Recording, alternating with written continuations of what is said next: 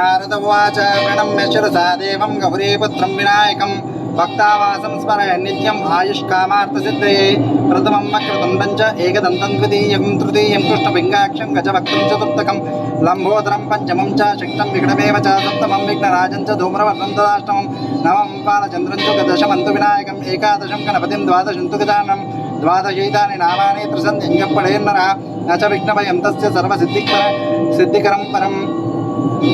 विद्यार्थी लभते विद्यां धनार्थी लभते धनं पुत्रार्थी लभते पुत्रान् मोक्षार्थी लभते गतिं जपेत् गणपति स्तोत्रं शब्दैर्मासं फलं लभेत् संवत्सरेण सिद्धिं च लभते नात्र संशयः अष्टभ्यो ब्राह्मणेभ्यश्च लिखित्वा यत्समर्पयेत् तस्य विद्या भवेत् सर्वगणेशस्य प्रसादतः